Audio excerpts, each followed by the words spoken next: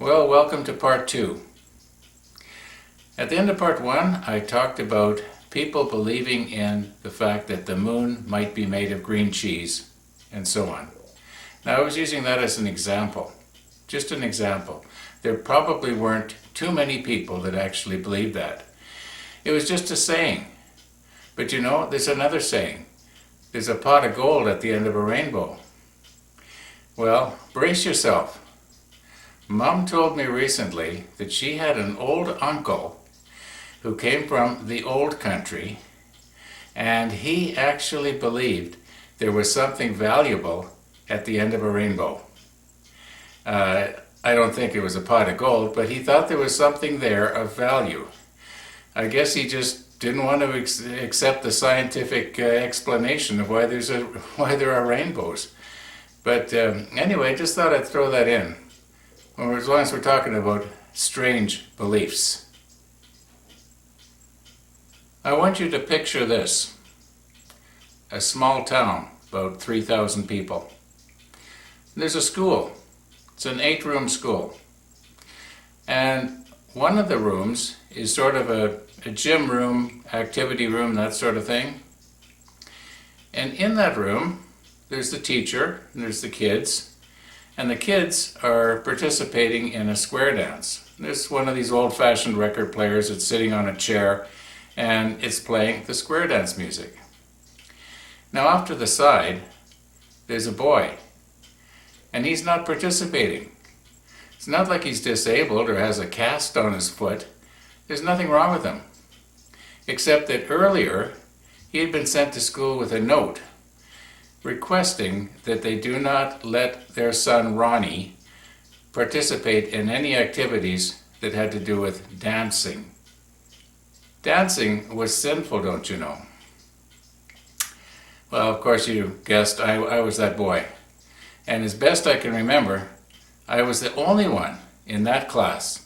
Now there were other kids in other classes that had to go through the same thing I did. And I hope they fared better than I did. Anyway, you know, that sort of thing did two things to me. First of all, it made me feel awkward and self-conscious. And secondly, it was sort of drummed into me that I was better than everybody else because I didn't dance. Those other kids were all going to go to hell. Yeah. Now, this is probably why a lot of these churches have their own private schools.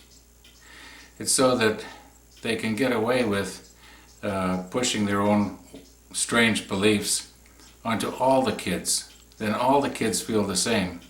And they don't know any difference until they get out in the real world and find out the truth. However, I can still remember my daughter coming home from school, and she was upset because she was being taught that dark people were of lesser value in God's sight.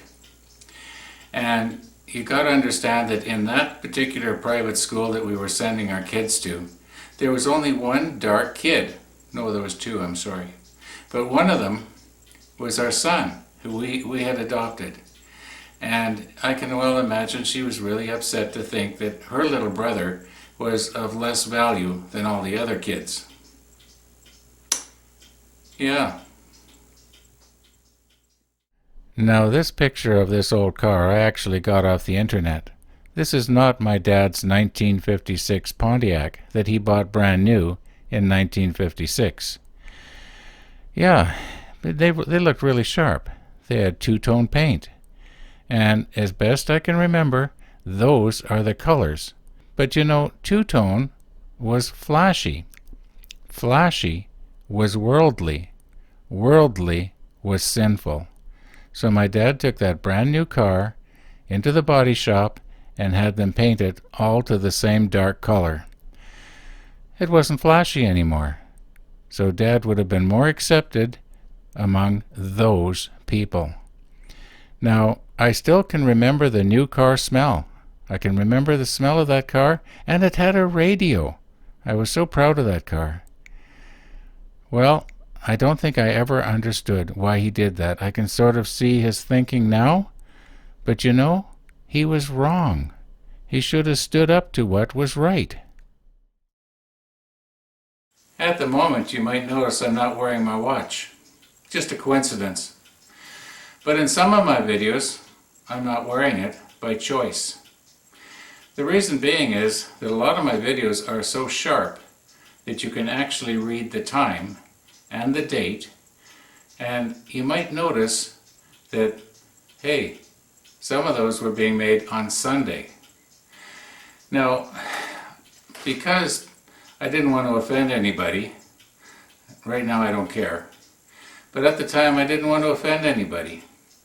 So, consequently, I took my watch off. I was being a hypocrite. I should have left it on. And from now on I will leave it on. But there are those that think I shouldn't be down here on Sunday because it's a workshop, and on Sunday thou shalt not work. There are those who have determined, or deemed rather, what is work and what isn't work. It's okay for some little old granny to sit on Sunday after church and knit, but it's not okay for me to come down here and make a pen. You know, her hobby is okay, I guess, because you don't have to plug anything in and make a big noise. My hobby is probably sinful. Yeah. So you're asking, how do these things get started? Where do these strange beliefs and legalisms come from? Who starts them? Well, I kind of found out one Sunday. After church, I was talking to one of the devotees, and he was mentioning in passing, well, we're losing members. And I thought to myself, well, that's strange because the church is growing, but then you have to realize that the women in that church were having babies like hamsters, and they were just multiplying something fierce. So, yeah, but they were still losing members, and I thought, okay, now's my chance to talk about one of my pet peeves. And one of the pet peeves was that they say you have to go to church twice on Sunday. They make quite a big deal of it. And in fact, during the second service, they will pray for those not in attendance, because it may mean that their hearts are not as close to the Lord as they should be. In other words, the more you go to church, the closer you are to God. So why not go 3 times, 4 times, 5 times, you know? But anyway, he says to me, well, the elders have deemed yada, yada, yada, yada. That should have been his first clue. The elders have deemed this. This is a man-made rule. But anyway, well, you got to remember though, the elders in that church, they are held in extremely high regard. And I actually heard a sermon preached once, and the bottom line of the sermon was, the elders hold the power of heaven and hell over you. It's called The Keys to the Kingdom Teaching. Now, don't worry, they don't. And here's how you can prove it. Let's say one of those elders is, say, a painter, okay? And he paints people's houses, and he does a real good job. Word of mouth, he gets lots of extra work. By the end of the year, he's made pretty good money. Also, by the end of the year, it's income tax time, right? Well, you know where I'm going with this. He chooses not to, declare a lot of it. And, after all, that extra money would help pay for cruises.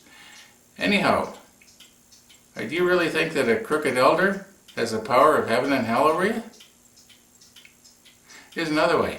Just come right out and ask one of those guys. Just point blank, ask them. Do you think you have the power of heaven and hell over somebody? Do you actually believe it yourself? And they won't answer you. They'll answer you, well, they will, but it'll be like this. Well, if I read my Bible right, yada, yada, yada. Well, yeah, but I'm not asking you if you're reading your Bible right. I'm asking you, do you actually believe it? Well, I believe my Bible. Well, you ask him again, but this time he's getting mad because he knows he's either going to have to lie or tell the truth and make a fool of himself. So, anyway, don't worry, they don't. But, however, in the tiny chance that they do, I got good news for you. You just go to the crooked elder and you slip him a little incentive and he'll cast you into heaven. You know, it should work both ways. If they've got the power to cast you one way, they should have the power to cast you the other. Makes sense to me. You know, they could actually make a fortune if they sold tickets. Oh yeah, that's been thought of already. What did they call that? Oh yeah, indulgences.